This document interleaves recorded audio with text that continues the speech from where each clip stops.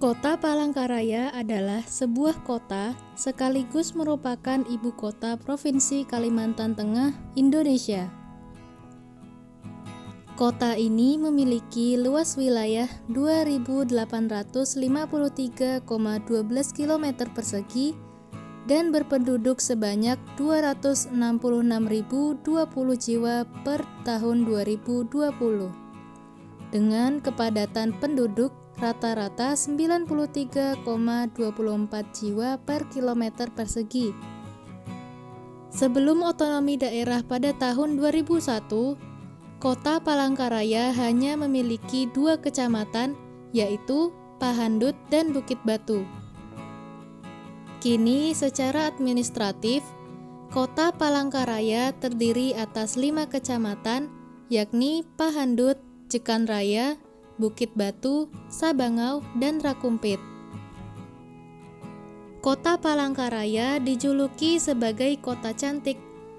Julukan ini adalah akronim dari kata terencana, aman, nyaman, tertib, indah, dan keterbukaan.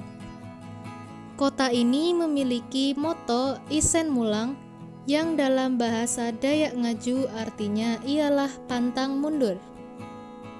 Kota ini dibangun pada tahun 1957 dalam Undang-Undang Darurat Nomor 10 Tahun 1957 tentang pembentukan daerah Swatantra tingkat 1 Kalimantan Tengah dari hutan belantara yang dibuka melalui Desa Pahandut di tepi Sungai Kahayan. Sebagian wilayahnya masih berupa hutan, termasuk hutan lindung, konservasi alam, serta hutan lindung Tangkiling. Pada saat kota ini mulai dibangun, Presiden Soekarno merencanakan Palangkaraya sebagai ibu kota negara di masa depan menggantikan Jakarta. Palangkaraya merupakan kota dengan wilayah terluas di Indonesia atau setara 3,6 kali luas Jakarta. Bahasa yang digunakan secara luas di Kalimantan Tengah adalah bahasa Dayak dan bahasa Indonesia. Sejarah Kota Palangkaraya.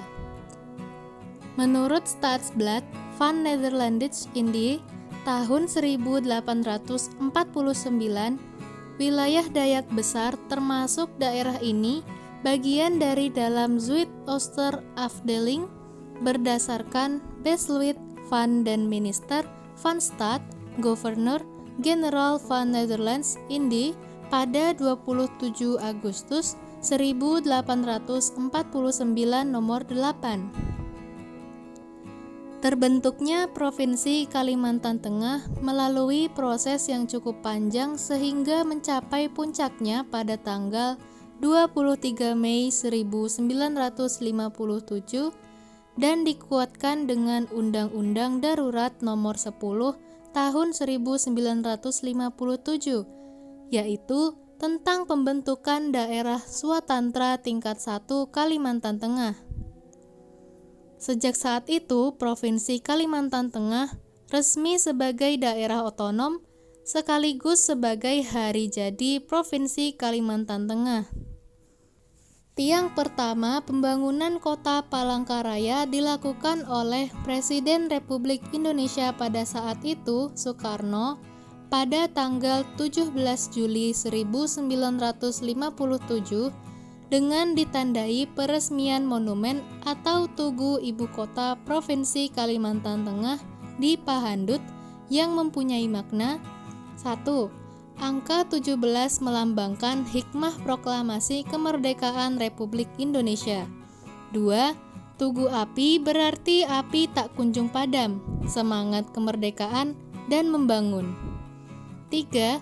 Pilar yang berjumlah 17 berarti senjata untuk berperang. 4.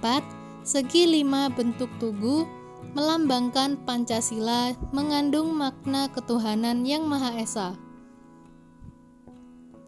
Kemudian, berdasarkan Undang-Undang Nomor 21 Tahun 1958, ibu kota provinsi yang dulunya Pahandut berganti nama dengan Palangkaraya. Sejarah pemerintah Kota Palangkaraya. Sejarah pembentukan pemerintahan Kota Palangkaraya merupakan bagian integral dari pembentukan Provinsi Kalimantan Tengah berdasarkan Undang-Undang Darurat Nomor 10 Tahun 1957, Lembaran Negara Nomor 53. Tambahan Lembaran Negara Nomor 1284 berlaku mulai tanggal 23 Mei 1957 yang selanjutnya disebut Undang-Undang Pembentukan Daerah Swatantra Provinsi Kalimantan Tengah. Berdasarkan Undang-Undang Nomor 21 Tahun 1958,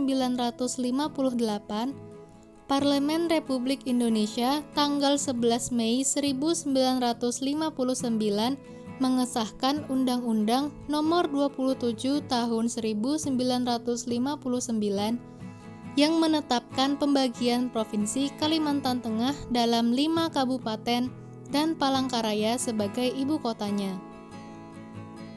Dengan berlakunya Undang-Undang Nomor 27 Tahun 1959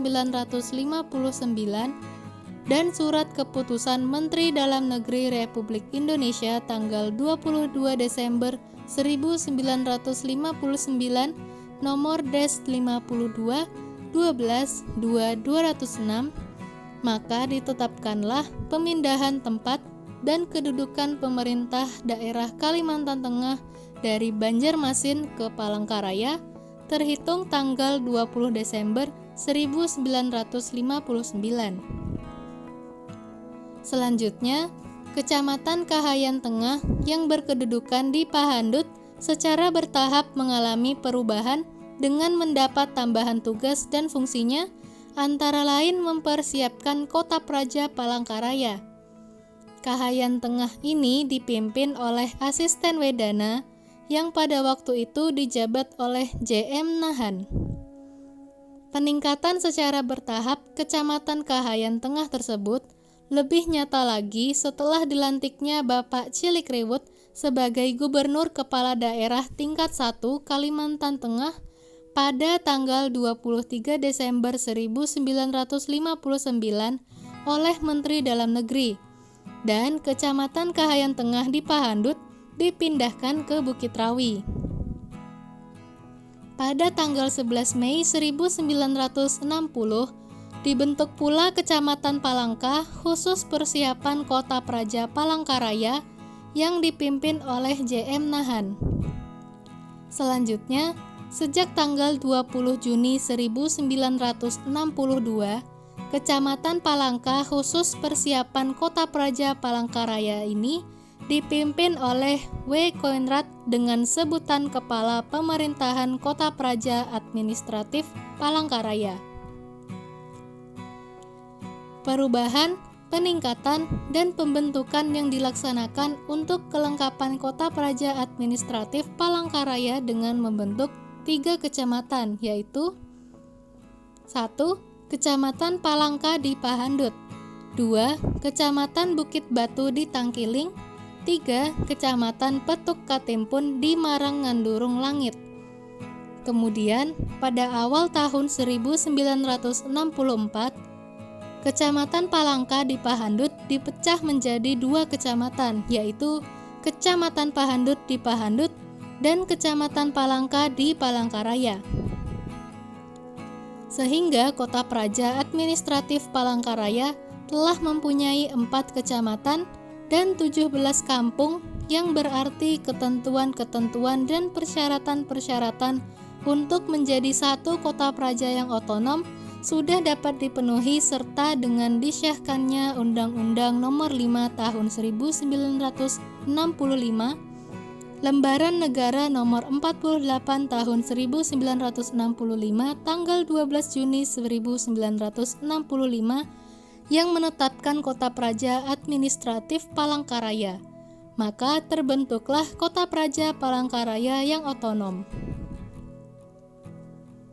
Peresmian Kota Praja Palangkaraya menjadi kota praja yang otonom dihadiri oleh Ketua Komisi B DPR GR, Bapak LS Handoko Wijaya, para anggota DPR GR, pejabat-pejabat Departemen Dalam Negeri, Deputi Antar Daerah Kalimantan Brigadir Jenderal TNI M. Panggabean, Deahdak II Kalimantan, utusan-utusan pemerintah daerah Kalimantan Selatan, dan beberapa pejabat tinggi Kalimantan lainnya.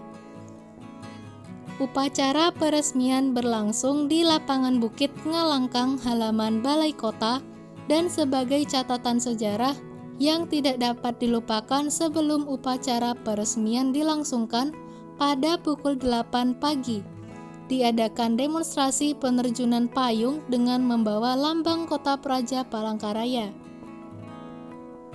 Demonstrasi penerjunan payung ini dipelopori oleh Wing Pendidikan 2 Pangkalan Udara Republik Indonesia Margahayu Bandung yang berjumlah 14 orang, di bawah pimpinan Ketua Tim Letnan Udara 2 M. Dahlan, mantan Paratrop Auri yang terjun di Kalimantan pada tanggal 17 Oktober 1947.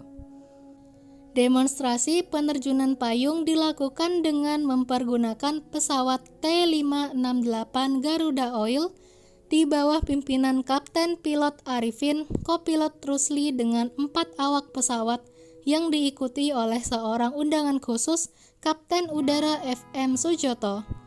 Juga mantan Paratrop 17 Oktober 1947 yang diikuti oleh 10 orang sukarelawan dari Brigade Bantuan Tempur Jakarta. Selanjutnya, lambang Kota Praja Palangkaraya dibawa dengan parade jalan kaki oleh para penerjun payung ke lapangan upacara. Pada hari itu, dengan surat keputusan Menteri Dalam Negeri Republik Indonesia, Gubernur Kepala Daerah Tingkat 1 Kalimantan Tengah, Bapak Cilik Riwut, ditunjuk selaku penguasa Kota Praja Palangkaraya dan oleh Menteri Dalam Negeri diserahkan lambang Kota Praja Palangkaraya. Pada upacara peresmian Kota Praja Otonom Palangkaraya tanggal 17 Juni 1965 itu, penguasa Kota Praja Palangkaraya, Gubernur Kepala Daerah Tingkat 1 Kalimantan Tengah, menyerahkan anak kunci emas yang seberat 170 gram melalui Menteri Dalam Negeri kepada Presiden Republik Indonesia, kemudian dilanjutkan dengan pembukaan selubung papan nama kantor Wali Kota Kepala Daerah Kota Praja Palangkaraya. Pemindahan Ibu Kota Negara. Wacana pemindahan ibu kota atau pusat pemerintahan berkembang di setiap masa pemerintahan. Dalam buku berjudul Soekarno dan Desain Rencana Ibu Kota Republik Indonesia di Palangkaraya karya Wijanarka disebutkan, 2 kali Bung Karno mengunjungi Palangkaraya, Kalimantan Tengah untuk melihat langsung potensi kota itu menjadi pusat pemerintahan. Wacana pemindahan ibu kota Indonesia ke kota Palangkaraya juga pernah diungkapkan Presiden pertama Republik Indonesia Soekarno. Saat meresmikan Palangkaraya sebagai ibu kota Provinsi Kalimantan Tengah pada 1957, Soekarno ingin merancang menjadi ibu kota negara.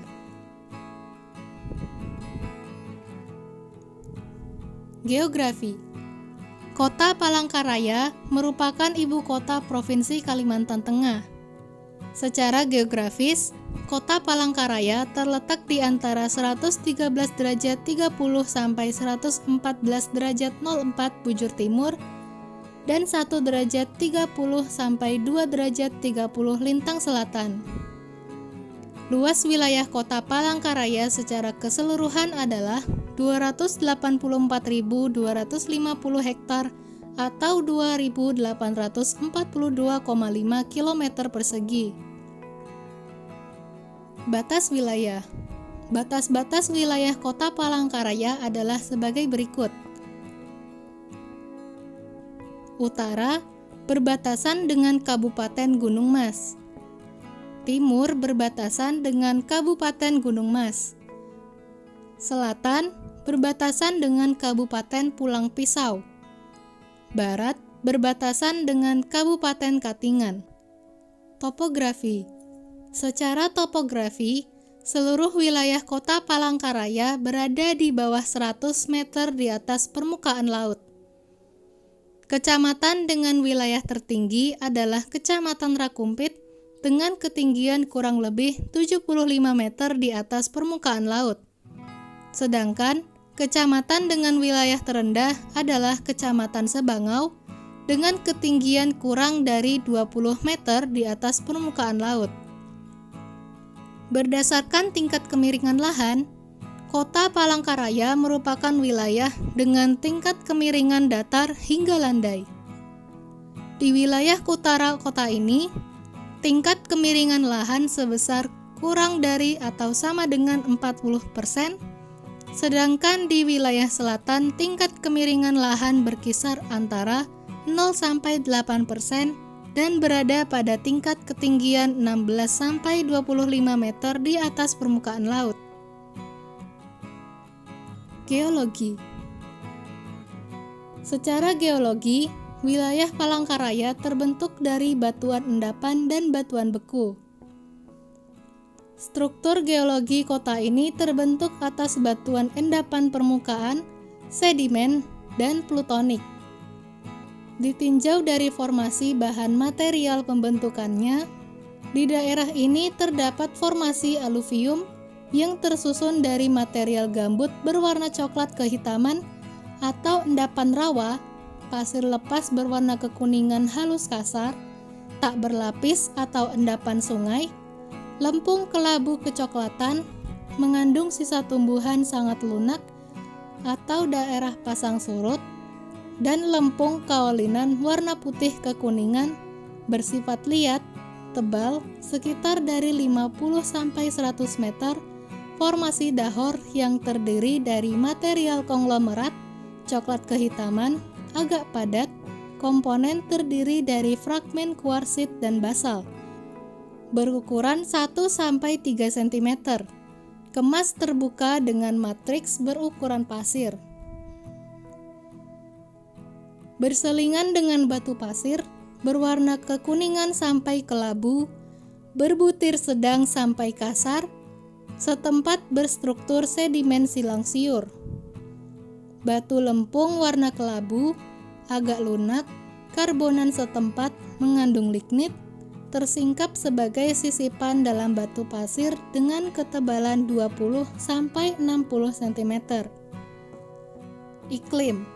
Suhu udara di wilayah Kota Palangkaraya berkisar antara 22 derajat sampai 32 derajat Celcius dengan tingkat kelembapan nisbi sebesar kurang lebih 83%.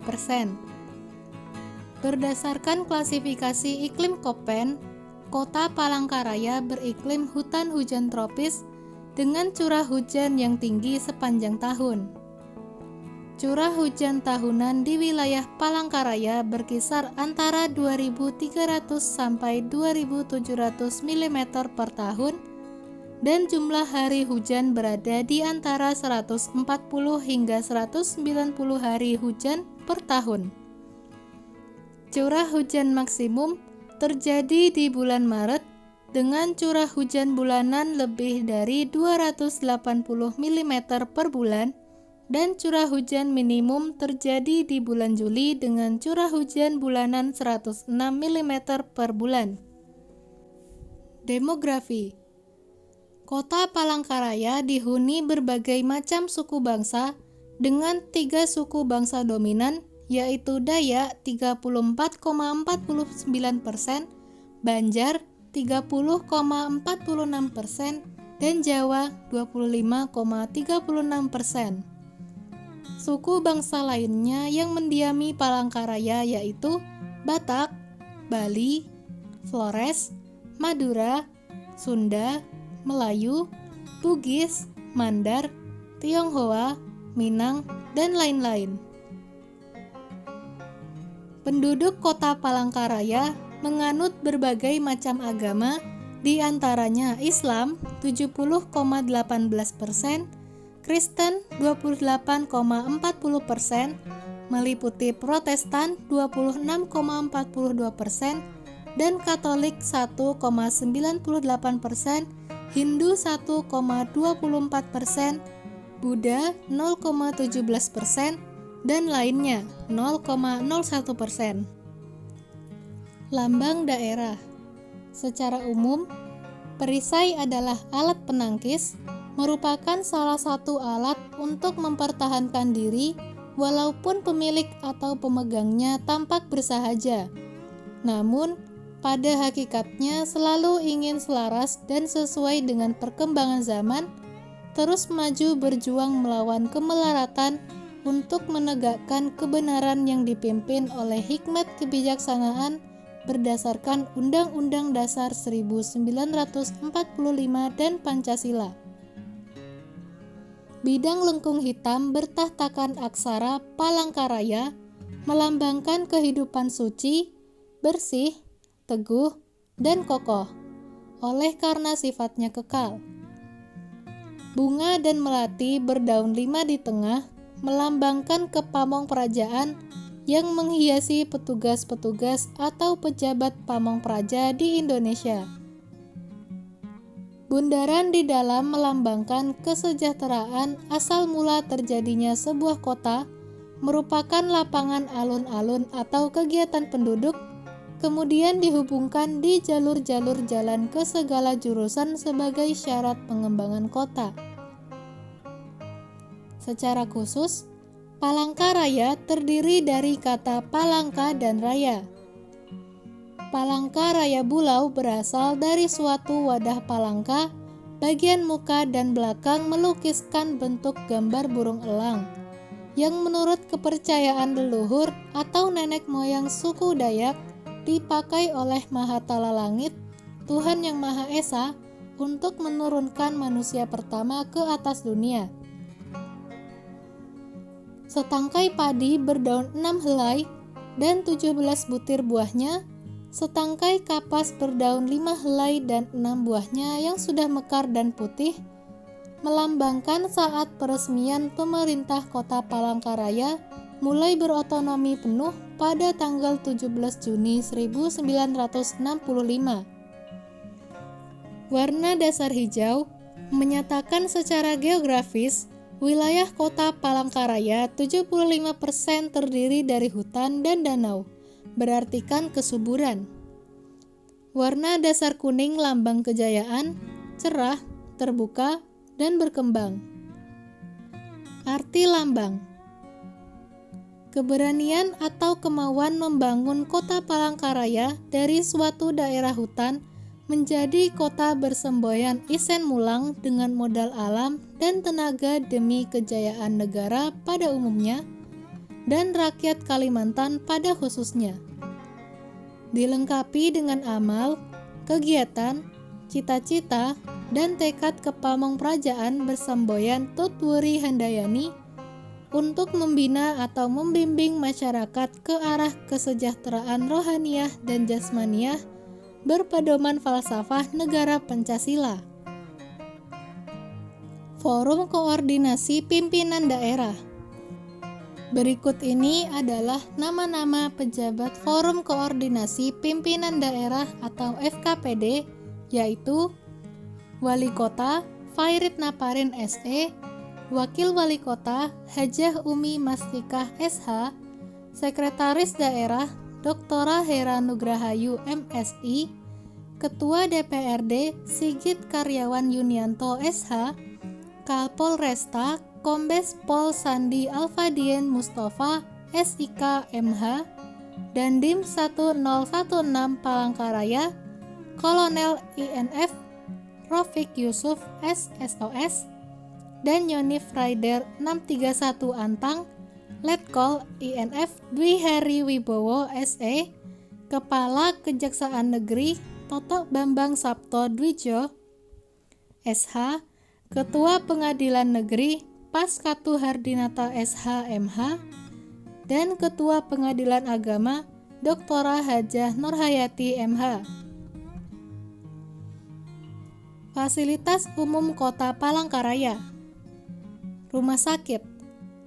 Rumah sakit yang ada di kota ini antara lain Rumah Sakit Umum Daerah Dr. Doris Silvanus, Rumah Sakit Umum Daerah Kalampangan, Rumah Sakit TNI AD Palangkaraya, Rumah Sakit Islam PKU Muhammadiyah Palangkaraya, Rumah Sakit Bayangkara Polda Kalteng, Rumah Sakit Ibu dan Anak Yasmin, Rumah Sakit Ibu dan Anak Bunda, Rumah Sakit Jiwa Kalawah Atei, Rumah Sakit Awal Bros Betang Pambelum, Rumah Sakit Permata Hati, dan Rumah Sakit Siloam. Pusat perbelanjaan.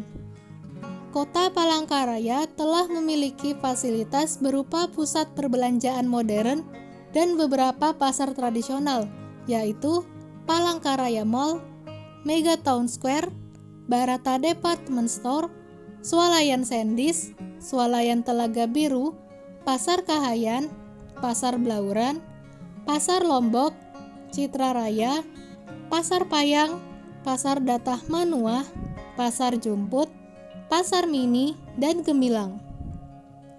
Transportasi sungai. Di tengah kota Palangkaraya dibelah oleh sebuah sungai besar, yaitu Sungai Kahayan. Sebagai sarana transportasi, dapat menggunakan kapal kecil seperti jukung, getek, dan kelotok. Juga terdapat 3 buah sungai buatan, yaitu Pangaringan 1, Pangaringan 2, dan Pangaringan 3.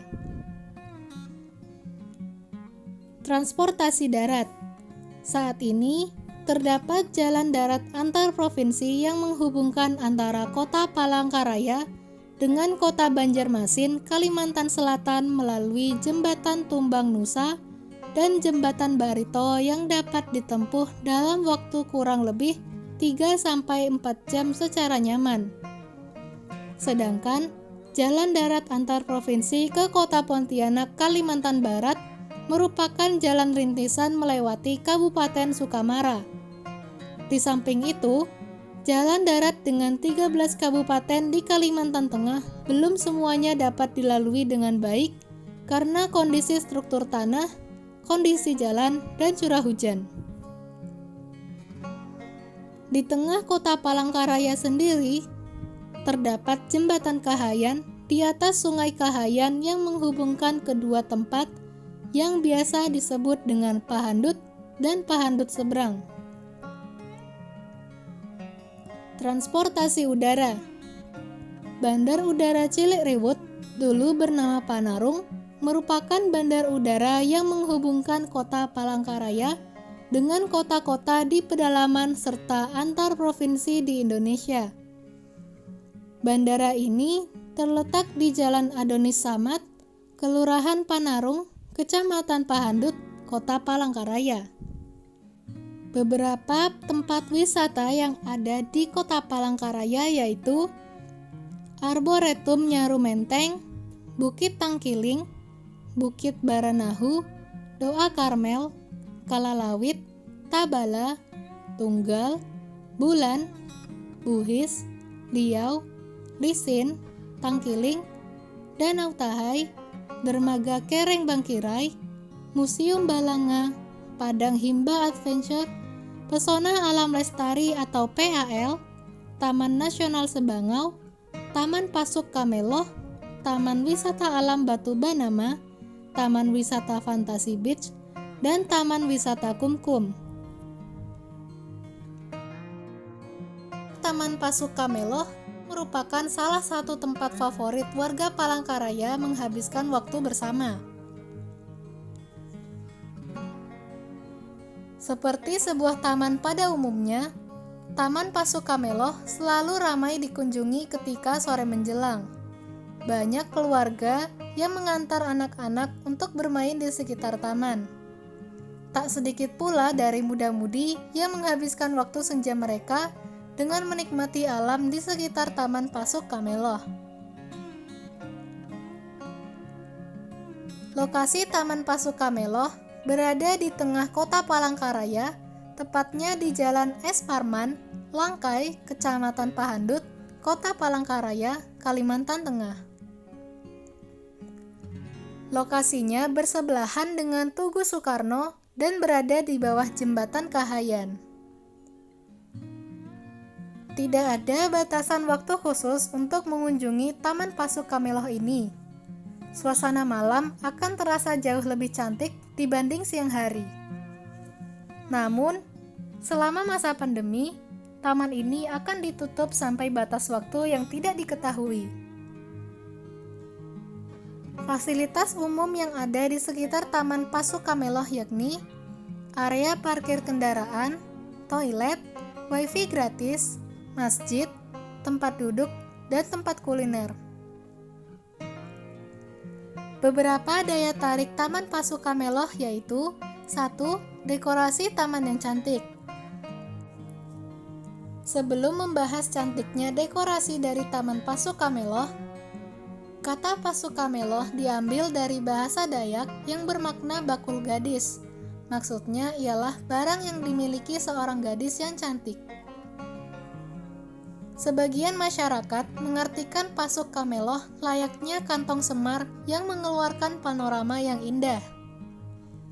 Hal tersebut memang benar adanya, di mana alam di sekitar taman masih terjaga dengan baik, apalagi ditambah dengan dekorasi taman yang maksimal sehingga saling melengkapi. Jalan-jalan sore di sekitar taman akan terasa menyenangkan, apalagi banyak tempat duduk yang menghadap langsung ke arah Sungai Kahayan. Suasana di malam hari akan terasa berbeda dengan hiasan lampu warna-warni yang semakin membuat kita betah berlama-lama di Taman Pasukameloh. Di dalam Taman Pasukameloh, terdapat sebuah bangunan berwarna hijau dan putih yang merupakan sebuah masjid yang bernama Masjid Darul Amin. Atapnya yang berbentuk kerucut merupakan ciri khas dari masjid tersebut. Masjid Darul Amin terdiri dari 3 lantai yang dibangun menjorok ke arah sungai sehingga seakan-akan terapung di atas air. Keberadaannya menambah daya tarik yang ada di Taman Pasukameloh. 3. Banyaknya spot selfie. Selain bersantai dan menghabiskan waktu bersama keluarga ataupun bersama orang terkasih, Taman Pasukameloh juga merupakan tempat yang tepat untuk berfoto. Berikut beberapa spot foto yang ada di Taman Pasukameloh. 1. Landmark Taman Pasukameloh itu sendiri. 2. Masjid Darul Amin yang memiliki arsitektur yang mengagumkan. 3. Area taman yang cantik. 4. Jembatan Kahayan. 5. Patung burung enggang atau tinggang yang merupakan maskot dari Kalimantan Tengah. 4. Wisata kuliner di bawah Jembatan Kahayan. Lokasi wisata kuliner tersebut buka mulai pukul 10 pagi hingga 10 malam, menawarkan beragam kuliner khas Kalimantan Tengah. Di sana, kita akan menikmati sajian yang ada dengan view Sungai Kahayan secara langsung. Harga yang ditawarkan pun bervariatif namun aman di kantong. Di dekat Taman Pasukameloh, terdapat Tugu Soekarno yang merupakan saksi bisu peristiwa di masa lampau. Tugu Soekarno merupakan tempat Bung Karno meresmikan pembangunan kota Palangkaraya. Tugu peringatan Provinsi Kalimantan Tengah ini memiliki nilai sejarah yang erat kaitannya dengan sang proklamator Soekarno. Letaknya yang berada pada jantung kota Palangkaraya membuat objek wisata sejarah ini memiliki akses yang sangat mudah. Jika dilihat sekilas, monumen ini sekilas mirip seperti tugu pada umumnya. Namun, nilai sejarah yang ada pada tugu ini sangat kental. Sejarah singkat Tugu Soekarno Palangkaraya. Terbentuknya kota Palangkaraya tak dapat dipisahkan dengan berdirinya Provinsi Kalimantan Tengah. Seusai melewati proses yang panjang, pada akhirnya tepat pada tanggal 23 Mei 1957 terbentuklah Provinsi Kalimantan Tengah yang sudah disepakati oleh masyarakat Indonesia kala itu. Presiden Soekarno berusaha untuk mengabulkan permintaan masyarakat Kalimantan Tengah. Tugu Soekarno Palangkaraya menjadi saksi bahwa negara Indonesia telah merdeka dan terbebas dari penjajahan. Kala itu, Gubernur pertama Palangkaraya mengundang Insinyur Soekarno untuk singgah ke kota tersebut. Presiden pertama tiba dengan menggunakan kapal yang melewati Sungai Kahayan, Palangkaraya, Kalimantan Tengah. Pada tahun pembuatannya, Insinyur Soekarno sudah lebih dulu ingin pemindahan ibu kota ke Palangkaraya. Tugu ini memiliki 17 tiang pancang yang menandakan tanggal berdirinya. Di tengahnya terdapat tiang utama dengan tinggi sekitar 6 meter. Perlu diketahui, tiang utama ini diletakkan sendiri oleh Presiden Soekarno yang kala itu sedang singgah di Palangkaraya. Di bagian bawah tiang terdapat pahatan tulisan pembangunan pertama Kota Palangkaraya pada tanggal 17 Juli 1957. Tugu Soekarno didesain dengan bentuk taman yang terletak di tengah kota. Pepohonan yang rindang menjadi tanda bahwa Presiden pertama Republik Indonesia kala itu berhasil membangun kota yang terletak di tengah hutan belantara. Insinyur Soekarno juga menyetujui pelepasan Kota Palangkaraya dari Provinsi Kalimantan Selatan. Kehadiran sang proklamator sukses meninggalkan memori yang tak akan bisa dilupakan oleh masyarakat. Di bawah bagian tugu, tertulis jelas 17 Juli 1957, pemancangan tiang pertama Kota Palangkaraya, Ibu Kota Provinsi Kalimantan Tengah, oleh PMJ Presiden Republik Indonesia Dr. Insinyur Soekarno. Monumen Tugu Soekarno dibangun di Desa Pahandut yang memiliki makna tersendiri. Angka 17 melambangkan hikmah peristiwa proklamasi kemerdekaan Republik Indonesia. Tugu api melambangkan semangat kemerdekaan yang membara dan tak akan padam.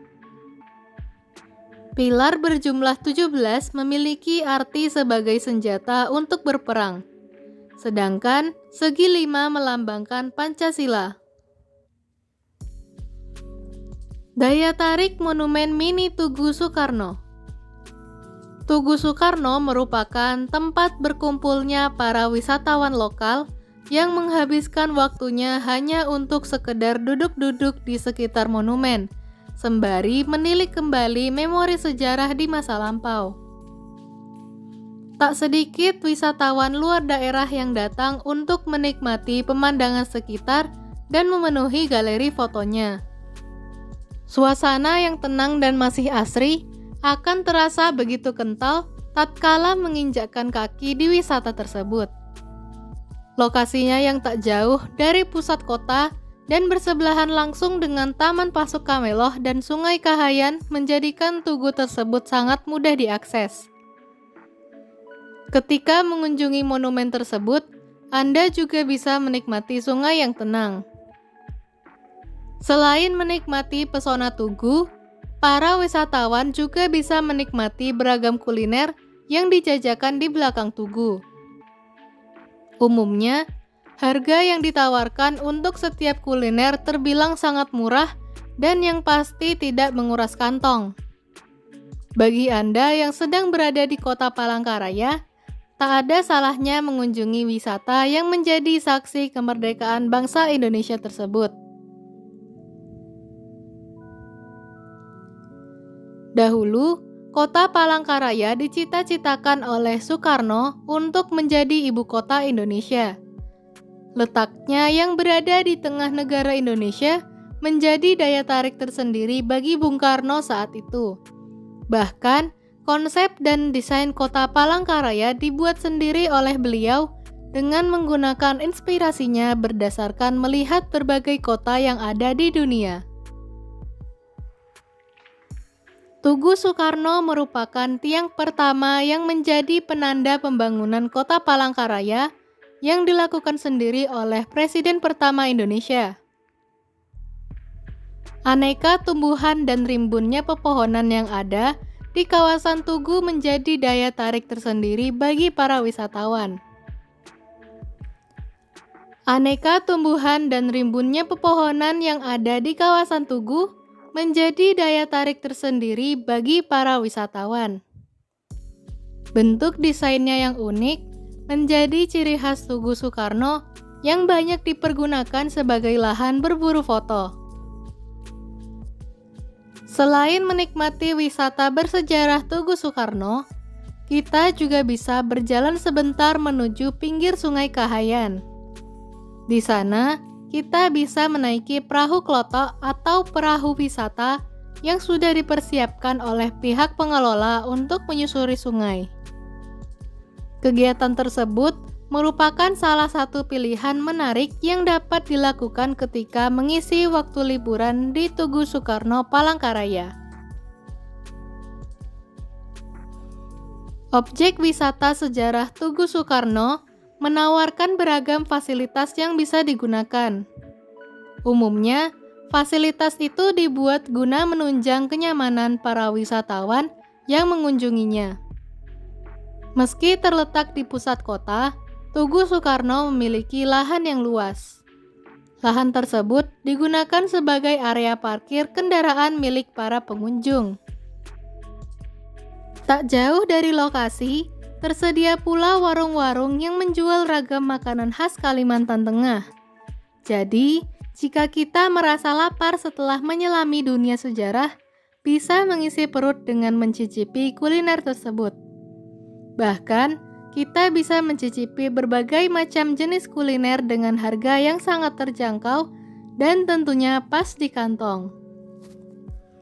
Berjalan ke arah belakang Tugu, kita akan menemukan dermaga yang mana pihak pengelolanya sudah menyediakan perahu wisata untuk mengarungi luas Sungai Kahayan.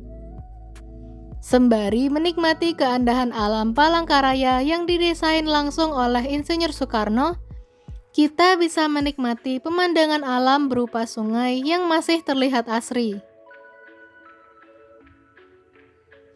Monumen Tugu Soekarno terletak di pusat kota Palangkaraya, Kalimantan Tengah. Wisata tersebut tepatnya berada di Jalan Es Parman, Cekan Raya, Kota Palangkaraya. Terletak di pusat kota menjadikan wisata sejarah Tugu Soekarno memiliki akses yang sangat mudah untuk dilalui. Bahkan kita bisa menggunakan kendaraan umum untuk menuju ke lokasi tersebut. Letak Tugu Soekarno juga tak jauh dari Isen Mulang dan bundaran besar yang dahulu juga didesain oleh Soekarno. Bahkan monumen tersebut memiliki jarak 50 meter dari bibir Sungai Kahayan.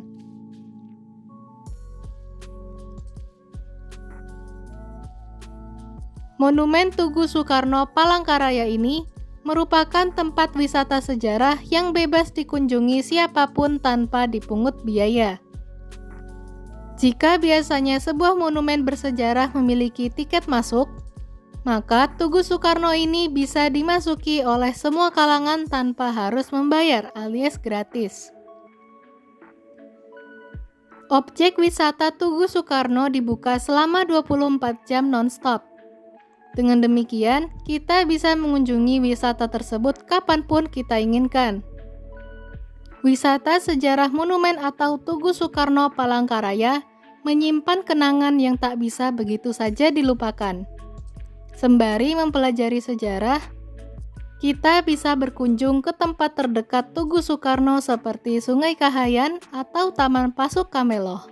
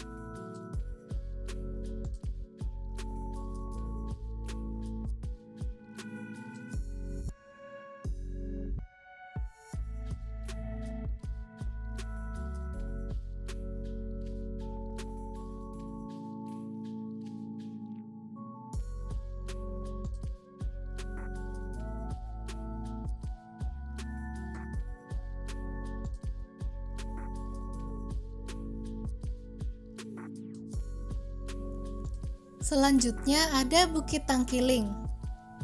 Bukit Tangkiling adalah tempat wisata Palangkaraya berupa bukit batu yang kental dengan nilai legenda. Selain itu, lokasi Bukit Tangkiling berada di Taman Wisata Alam Tangkiling, berdiri tegak di antara 9 bukit lainnya. Keberadaan Bukit Tangkiling menjadi sebuah tempat wisata yang sangat populer. Beberapa aktivitas yang dapat dilakukan di bukit ini ialah trekking. Trekking adalah aktivitas yang tidak bisa terelakkan saat menuju puncak bukit. Namun, begitulah alam menyajikan pesona dengan caranya sendiri. Keseruan wisata ke puncak bukit dimulai saat trekking. Ada sensasi tersendiri yang sulit dilupakan, ditambah sajian panorama alam dengan sudut yang berbeda-beda. Begitupun perjalanan menuju puncak Bukit Tangkiling yang sangat kental dengan panorama alam yang indah, serta melalui beberapa spot penting sebagai ciri khas Bukit Tangkiling. Jika langkah kaki pendakian Anda cukup cepat, maka waktu yang dibutuhkan untuk sampai di puncak Bukit Tangkiling sekitar 30 menit. Trekking awal akan menyusuri tangga yang sudah berbentuk cor-coran atau lapisan semen, serta di sampingnya terdapat pembatas sekaligus pegangan tangan untuk memudahkan pendakian. Hanya saja, kondisi tangga tersebut tidak sampai ke puncaknya. Setelah melewati anak tangga, para pengunjung akan berjalan di atas lapisan tanah dan bebatuan. Oleh karena itu, tidak disarankan kunjungan saat musim hujan dan dianjurkan menggunakan alas kaki yang tepat. Pertanda puncak Bukit Tangkiling sudah dekat adalah saat pengunjung melewati sebuah batu besar. Nama batu tersebut adalah bedrock atau batu kelelawar. Lokasi tersebut juga menjadi spot selfie favorit pengunjung. Sejarah atau legenda Bukit Tangkiling. Legenda yang berkembang di Bukit Tangkiling adalah legenda yang hampir mirip dengan legenda Sangkuriang Tangkuban Perahu. Tentang sebuah kisah cinta terlarang seorang pemuda yang bernama Tangkiling yang akhirnya menikah dengan seorang perempuan yang ternyata ibu kandungnya sendiri. Kisah cinta terlarang tersebut membuat para dewa murka yang mengakibatkan Tangkiling berubah wujud menjadi sebuah batu. Bukan hanya itu saja, kapal yang sempat ditumpangi oleh Tangkiling berubah wujud juga menjadi batu yang disebut dengan Batu Banama. Beberapa daya tarik Bukit Tangkiling Palangkaraya yaitu 1. Berada di kawasan 9 bukit. Daya tarik yang pertama dari Bukit Tangkiling adalah pesona alam sekitarnya yang sangat indah yang tersaji dari trekking awal. Hal tersebut dikarenakan lokasi Bukit Tangkiling berada di kawasan Taman Wisata Alam Tangkiling.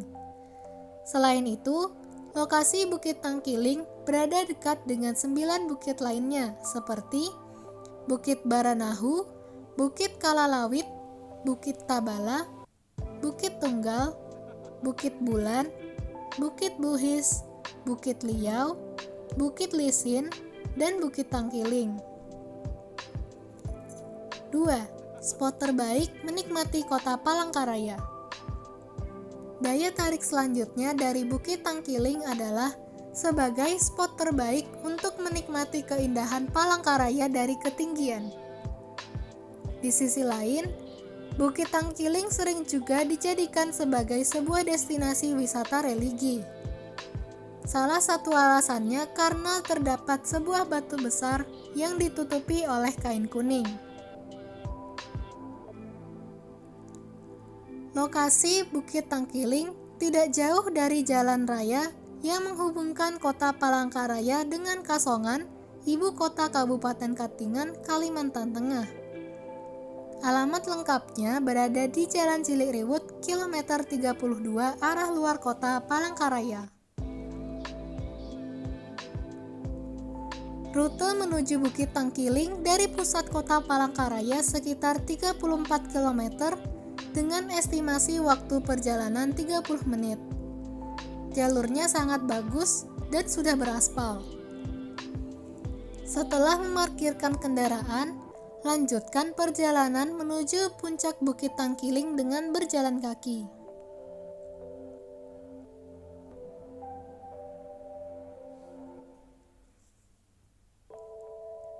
Fasilitas Bukit Tangkiling.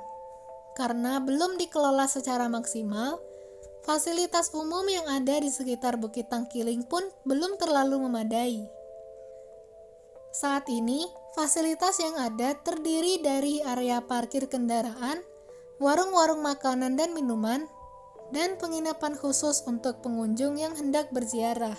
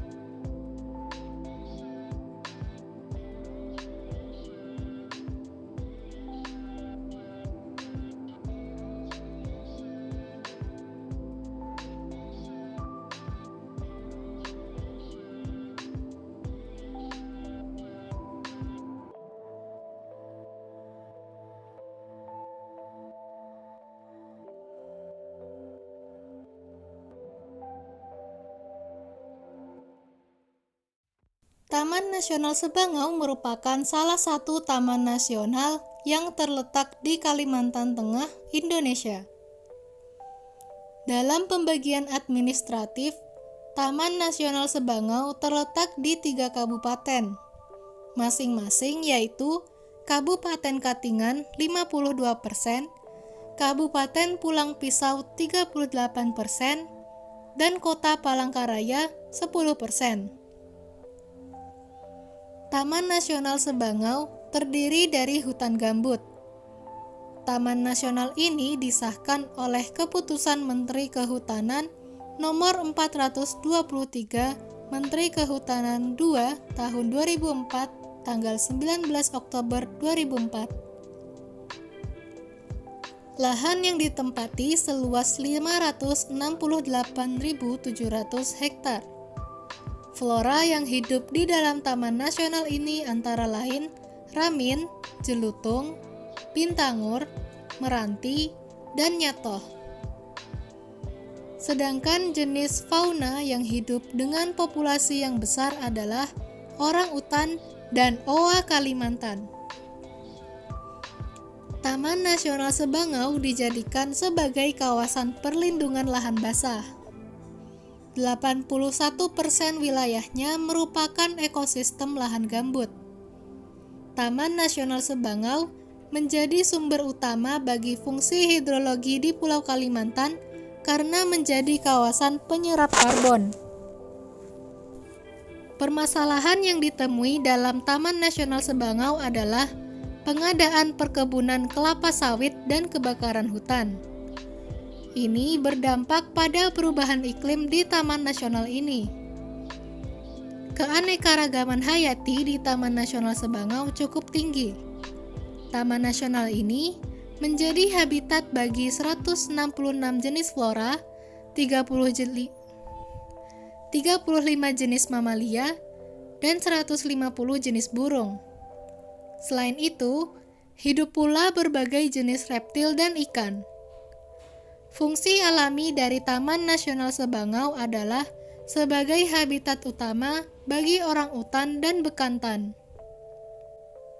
Taman Nasional Sebangau mempunyai luas membentang sekitar 568.700 hektar, mengalami perubahan melalui SK Menteri Kehutanan Nomor 529 Menhut 2 2012 dengan luas menjadi 542.141 hektar. Adapun kekayaan alam yang dimilikinya meliputi 808 jenis flora, 35 jenis mamalia, 182 jenis burung, dan 54 spesies ular. Jenis-jenis flora yang tumbuh di area rawa gambut Taman Nasional Sebangau sangatlah spesifik dan mempunyai nilai ekonomi yang tinggi baik dari hasil kayunya maupun hasil non-kayu seperti getah-getahan, rotan, obat-obatan, dan lain sebagainya. Beberapa contoh jenis kayu komersial tinggi seperti ramin, meranti Jawa, jelutung, nyatoh, bintangur, kapur naga, dan lain-lain. Sedangkan untuk jenis fauna yang spesifik, diantaranya ada orangutan, bakantan, beruang madu, oa, burung rangkong, macan daun, monyet ekor panjang, dan lain-lain. Selain itu, di Taman Nasional ini juga terdapat riset orangutan liar yang dikelola bersama WWF dan masyarakat Desa Keruing. Sebagai riset, orangutan dan flora fauna lain tentu hasilnya juga dimanfaatkan untuk keperluan masyarakat banyak serta konservasi flora fauna bersangkutan. Taman Nasional Sebangau terdiri dari 3 seksi pengelolaan Taman Nasional atau SPTN, yaitu SPTN Wilayah 1 di Kota Palangkaraya, SPTN Wilayah 2 di Kabupaten Pulang Pisau, dan SPTN Wilayah 3 di Kabupaten Katingan. Dalam pelaksanaan tugas, fungsinya dibagi dalam beberapa sanggraloka pengelolaan, yaitu 1. Sanggraloka Sebangau Hulu, 2. Sanggraloka Habaring Hurung, 3. Sanggraloka Mangkuk, 4. Sanggraloka Bangah, 5. Sanggraloka Sebangau Kuala, 6. Sanggraloka Baun Bango, 7. Sanggraloka Muara Bulan, dan 8. Sanggraloka Mendawai. Ekosistem rawa gambut di dalam Taman Nasional Sebangau dimanfaatkan untuk pelestarian lingkungan secara alami. Hutan rawa gambut yang ada di dalamnya berperan sebagai penyerap dan penyimpan karbon dalam jumlah besar. Selain itu, ekosistem ini juga menjadi bagian dari sistem pengaturan tata air di Kabupaten Katingan. Mengutip tulisan dari situs resmi Taman Nasional Sebangau, pengelola Taman Nasional Sebangau menganjurkan wisatawan untuk datang menikmati alam di sana sepanjang musim hujan sekitar bulan Desember sampai Februari setiap tahunnya. Saat musim hujan, permukaan air sungai akan naik. Hal ini akan memudahkan wisatawan untuk menjelajahi beberapa lokasi yang hanya bisa dilalui oleh kapal. Sebaliknya, saat musim kemarau, kawasan ini menjadi kering sehingga wisatawan harus banyak berjalan. Bagi wisatawan yang ingin menemui orangutan, maka penjelajahan bisa dilakukan pada siang hingga sore hari. Kelompok orangutan biasanya datang mulai pukul 15.00 dan pergi lagi ke dalam hutan jika hari sudah gelap. Usahakan keluar hutan sebelum malam. Kalau terpaksa berada di sana cukup lama, wisatawan bisa menginap di pos jaga Taman Nasional Sebangau. Sebelum memasuki wisata air hitam Taman Nasional Sebangau, kita akan melewati Dermaga Kereng Bangkirai. Dermaga Kereng Bangkirai merupakan sebuah dermaga cantik yang merupakan pintu masuk menuju Taman Nasional Sebangau.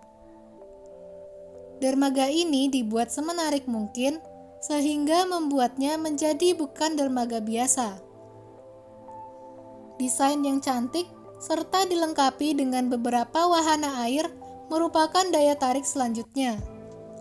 Kalimantan Tengah sendiri memang terkenal dengan wilayah perairan yang cukup luas, maka tak heran jika memiliki banyak dermaga. Namun, Dermaga Kereng Bangkirai memiliki kelebihan lain di antara dermaga-dermaga yang ada di wilayah Kalimantan Tengah lainnya. Jam operasional Dermaga Kereng Bangkirai dibuka setiap hari, dengan waktu buka mulai pukul 8.00 hingga pukul 18.00 waktu setempat. Kegiatan rehabilitasi Taman Nasional Sebangau dimulai pada tahun 2005 hingga tahun 2008. Bentuk kegiatannya berupa penanaman bibit tanaman lokal. Pembuatan bibit diadakan di sekitar perkemahan Sanitra Sebangau Indah. Bibit yang ditanam adalah jenis lokal seperti S. balangeran, A. pneumatopora, D. polyphylla, dan Diospyros sp. Penanaman diadakan pada lahan seluas 686 hektar. Selain itu, reboisasi juga telah dilakukan melalui kerjasama dengan masyarakat setempat, perusahaan swasta, dan Angkatan Bersenjata Republik Indonesia.